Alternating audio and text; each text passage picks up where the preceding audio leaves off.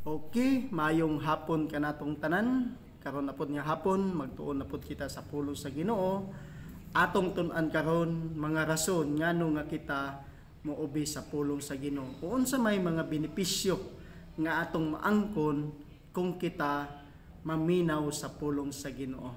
Number 1 nga rason mga kaigsuonan ngano nga kita moobi sa pulong sa Ginoo o maminaw sa pulong sa Ginoo. Number 1 nga rason because ang Ginoo mo'y naghimo nato. Kaingon pa niya sa Psalms chapter 24 verse 1, ang yuta iya sa Ginoo og ang pagkapuno diha niana, ang kalibutan ug sila nagapuyo din hiniini. Mao dining makita nato unang rason nganong maminaw ta sa pulong sa Ginoo tungod kay kita hinimo sa Dios.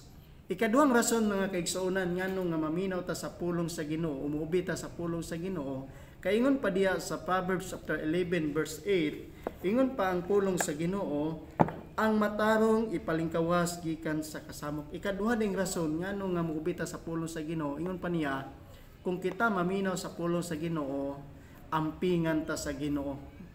Palingkawas ta sa Ginoo gikan sa kasamok. Muna mga kaigsuonan, saad na sa Dios, wa gyud laing makaputikta nato, makaamping nato sa atong kinabuhi ang Dios lang. Muna nga maminaw ta sa pulong sa Ginoo para ampingan ta sa Dios. Ikatulong rason mga kaigsuonan, no, nga ngano nga maminaw ta sa pulong sa Ginoo, umuubi ta sa pulong sa Ginoo kay aron maangkon nato ang mga blessing gikan sa Dios.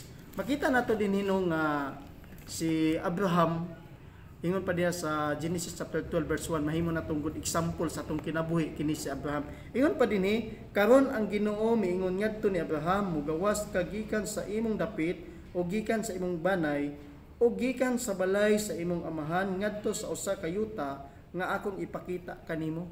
Ingon ang Ginoo, lakaw ka ug adto sa dapit kung asa nako ka ipaadto. Abi ninyo si Abraham wala gilikramo.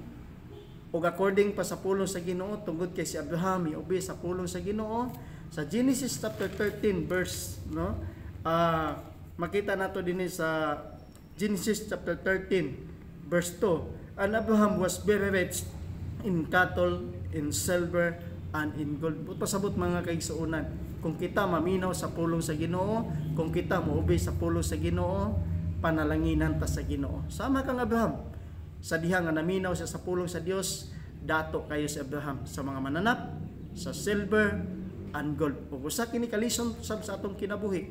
Kung gusto nimo nga mapanalanginan ka, paminaw sa pulong sa Ginoo, kay ang Dios mo panalangin sa matag usa kanato ug maayong hapon kanatong tanan.